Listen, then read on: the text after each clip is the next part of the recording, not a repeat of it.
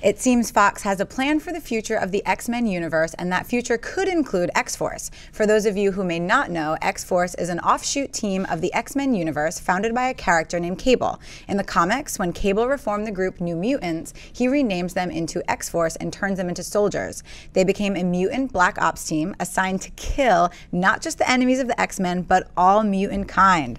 They are described as the militant and more aggressive counterpart to the X-Men.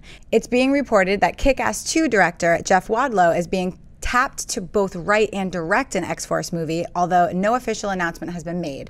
John, what do you think of an X-Force movie? I got a couple of really strange, conflicting feelings about this, much like many of the girls I dated growing up. Anyway, on the one hand, look, I've read X-Men stuff forever, so the more X-Men stuff, the better in many ways. And I love Cable. Cable is one of these characters that I've wanted to see. Cable, for those of you who don't know, Cable is this really, really badass character. First of all, he's the son of Cyclops and a Jean Grey clone named Madeline Pryor. I know this sounds confusing and diluted, but whatever. So anyway, as a baby, he gets taken into the future where he grows up, becomes this hard badass fighting Apocalypse, and he comes back to the present and he's a much older, big militant guy. Now he's hanging out with his dad, who is much younger than him. Whatever. He's also like unbelievably powerful. He could be one of the, if not the most powerful character in the entire Marvel Universe, except for the fact that he has to constantly use his powers to keep this virus, this techno-virus he has in check. I know I've lost most of you, and that's fine. I'm sorry. But, so X-Force, a more gritty, more militant, that all sounds great. I do wonder, though, if it's something fans who I mean, look, you're already talking about X-Men. People have heard of Wolverine. They've heard of Professor X and stuff like that.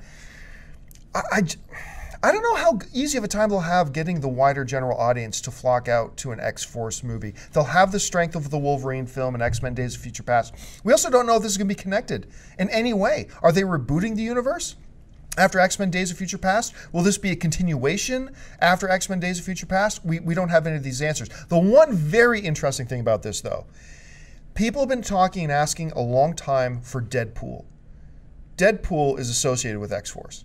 This could be Fox's way of getting Deadpool into the movie universe. Now, it would mean, obviously, it wouldn't be a rated R thing, which is unfortunate for Deadpool, but that could be a really cool thing that they're going to try. So I see a lot of potential in this. I just don't know how the public will react to it. Ryan, what do you think? I think that the public will react pretty well, actually, because as long as you bring in a few connective, like a little bit of connective tissue, bring in Hugh Jackman or anybody else from the X-Men universe, you're going to be okay. This is kind of, when they said X-Force movie, I went, okay, this is how they're going to start expanding that world and the property that Fox has. I think it's interesting. I think it's cool. I mean, that was the generation I grew up in. I was working at a comic book store when X-Force #1 came out with all of its variant covers. And obviously I was attracted to Cable, and I was super attracted to Domino. And I loved the relationship between them. Yeah, and Deadpool as well. And listen, I mean, like, if X-Men Days of Future Past sets anything up, it could be setting things up and laying the groundwork for X-Force. Post-credit stuff, all of that. Listen, I mean, like, I think X-Men Days of Future Past will really dictate, I mean, the audience reaction will really dictate whether that franchise has more potential. True. And X-Force will hinder on that. My question is Jeff Wadlow the right guy for it?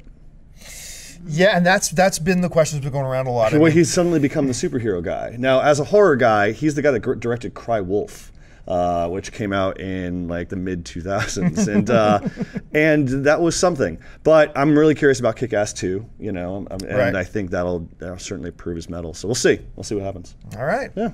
If you like this video, be sure to hit the thumbs up button, and don't forget to subscribe to our AMC Movie News YouTube channel.